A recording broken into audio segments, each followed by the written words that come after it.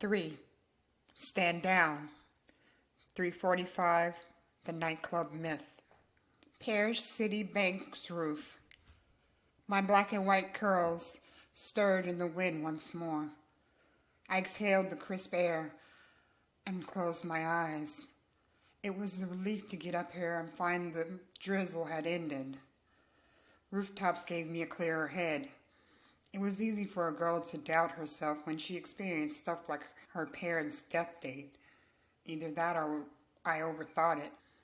That's what I was doing.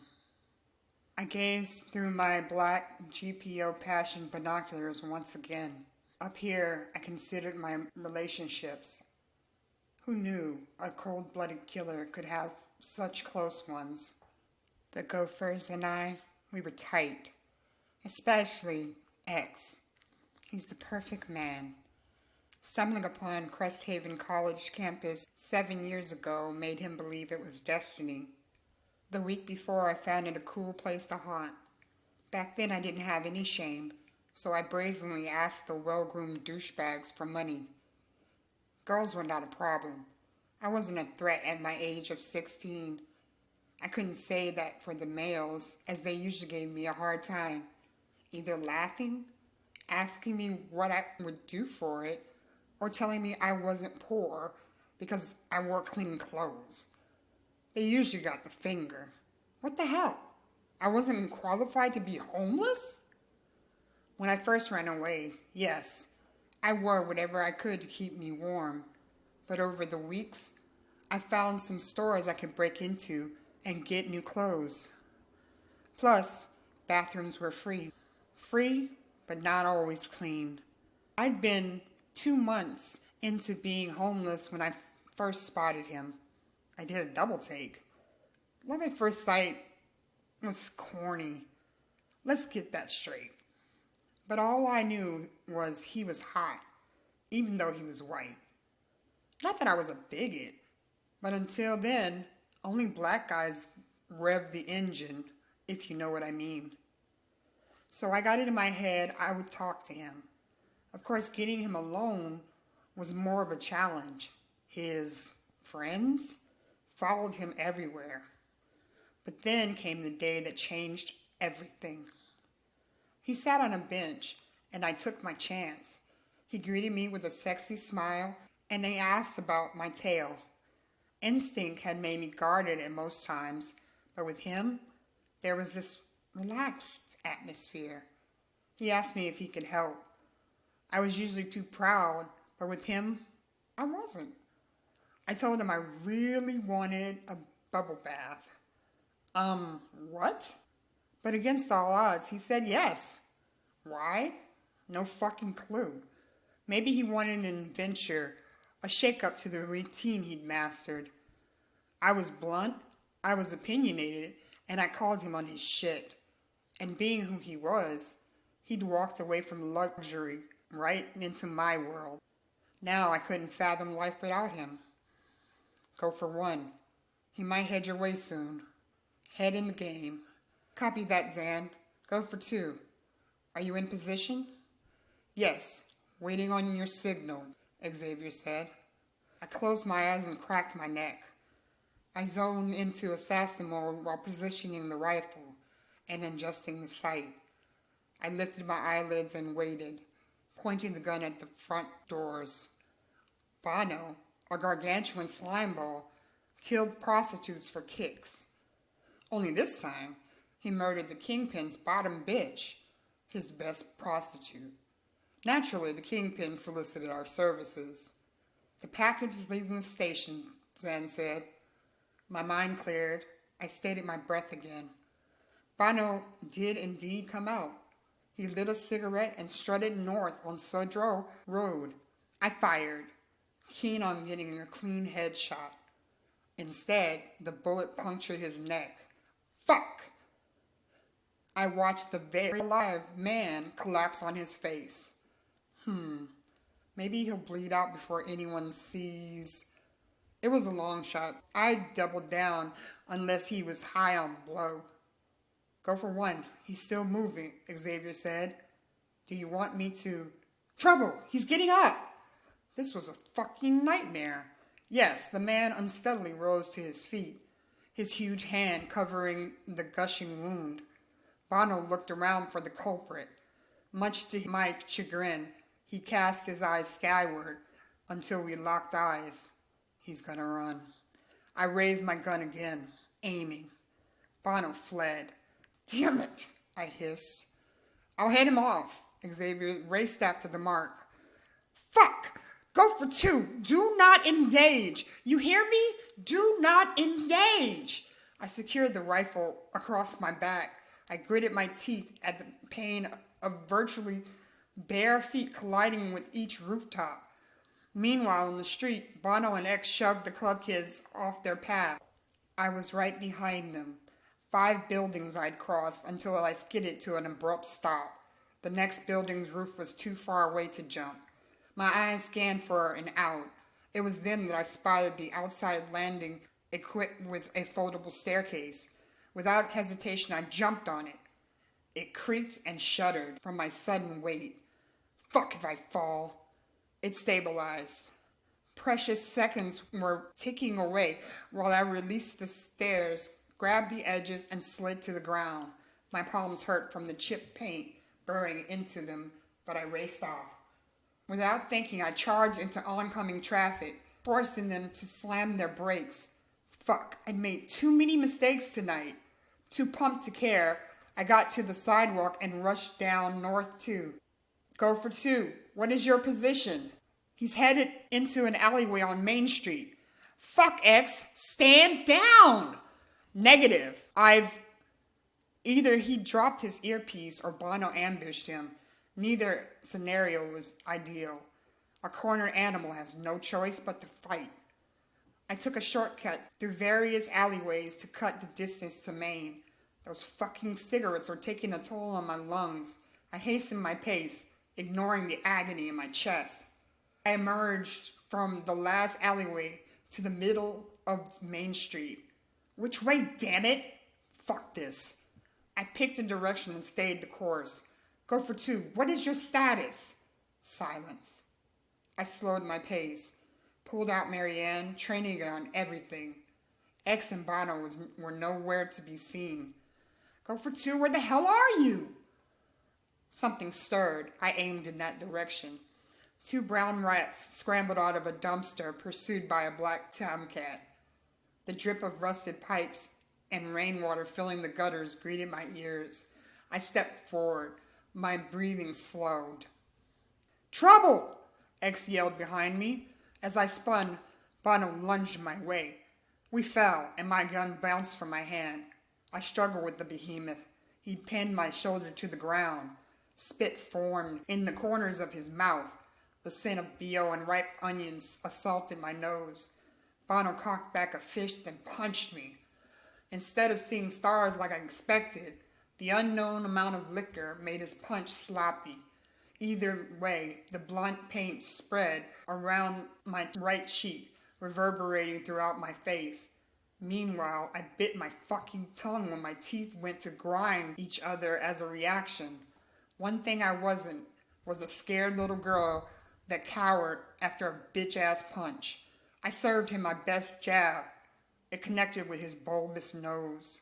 Though he bled from his neck and now nose, it was obvious nothing was getting this gargantuan off me. That's when it happened. The man grabbed my neck, squeezing. Despite my resistance and his gushing blood, he stood without losing his grip. He raised me level with his face, him towering over even Xavier. I spit in his face, aiming for his crazed eyes. He laughed. Die, you black bitch, he barked, spit flying out of his mouth. Fuck you, I choked out. With the little strength I had left, I headbutted him twice. He responded with another evil chuckle. It'll take more than that to bring me down, you stupid cunt. Die! He squeezed, and I almost lost consciousness as my feet kicked the air, trying to connect with his stocky build. Within seconds, something crashed into Bono like an 18-wheeler driving into the median without braking. The oath released me. I collapsed to the ground. I couldn't stop coughing and gasping. In the moments after my soul returned to my body, I gathered enough oxygen to rise to my feet. I was way too dizzy, but I searched the ground for Marianne. After spotting it, I stumbled for it. With it securely in my hands, I trained the weapon on Bono. I wouldn't miss again. It did not surprise me to see X and the huge motherfucker in a fist fight. "Clear," I yelled, my voice a little hoarse. X dove to the ground and covered his head. Bono whirled, and I discharged 5 bullets into his chest, walking closer to him until there was a series of clicks. Bono crumpled to the ground with a thud. I secured my gun in my waistband and marched to tower over him. The vacant stare skyward gave me a hell of a lot of peace. "Au revoir, Bono," I whispered. I moved my jaw to test if Bono had broken it. No, it just hurt like hell. I turned. Xavier walked over like he didn't just have a life or death battle with the real Goliath. What he had was a busted lip. "Next time I say stand down, you stand down." "You wanted him to get away?" He glanced at me. "Let me see." I evaded his hands until he held my head in place, touching the tender skin. "Doesn't look too bad." "Thank you, Dr. Feelgood." He laughed. "Guys, you okay?" Xander said in my earpiece. I didn't answer him. X grabbed me in a bear hug. Then he kissed the top of my head. In the distance, sirens wailed. "You guys want to get a drink?" I asked. Xavier reached into his suit and pulled out a starch white handkerchief. "You better wipe that blood off before it dries." "Yes, Mother." He smirked. "Zan, we're on Main. Pick us up." Trouble. Myth was a decent nightclub, not as upscale as Church, my club. Of course it was popular amongst the club kids, but this crowd was rowdier. The other difference was the music. Myth's DJ spun Billboard charters, while Church's DJ, mainly Digits, spun K-pop and trip-hop. We'd claimed a booth in the back. I checked my watch. I'd called her to join us. When we were together, Digits and I loved to drink in a way that amazed the guys. Hell, we could breeze through a bottle or two each. Of course, we never tried our luck with alcohol poisoning. Blacking out, usually. And we'd only drove home drunk once. No one was harmed. My idea. "Things are picking up. I can't work on my projects," Zan groused, nursing his Coke and ice. He took a sip and turned to glance behind himself at the dance floor, like he was looking for someone. "Who does he know here?" "You work on enough as it is," X said. "We're popular. Get used to it," I agreed. I sipped my favorite drink, Jack and Coke with light ice. Frowning, I glanced at my prodigy, Xander Suey. He was a curious genius, but I knew when X said I needed to meet him 10 months ago, I was shocked.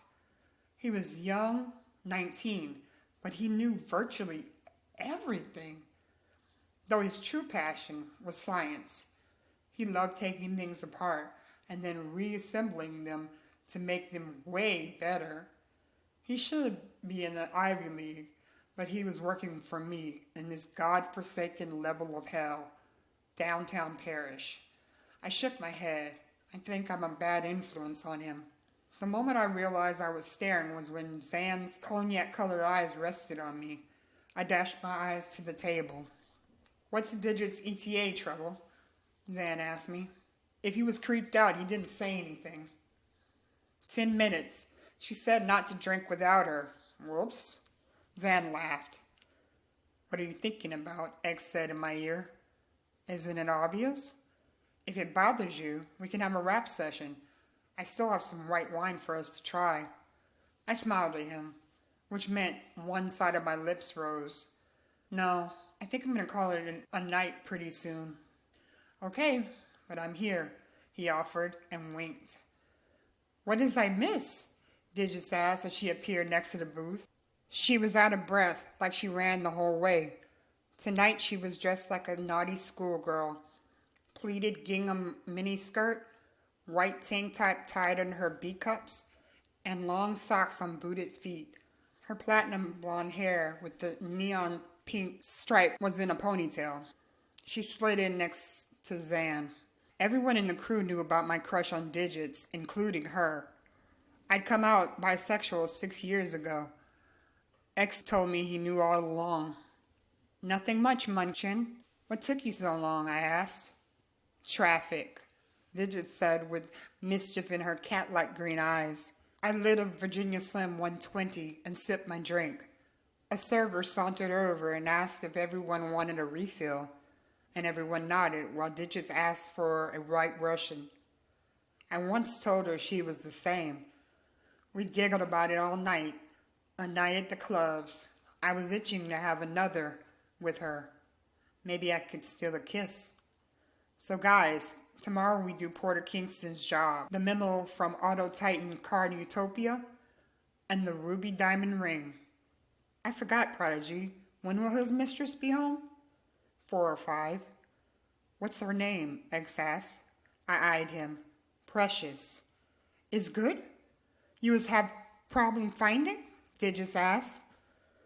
I shrugged. Nothing I can't handle. Charge your equipment, X said. I rolled my eyes. That happened once. Yes, but you always forget something, Zan said. Let's not point fingers at who forgets what, I said. Besides, I'll bring my backup. Is be careful.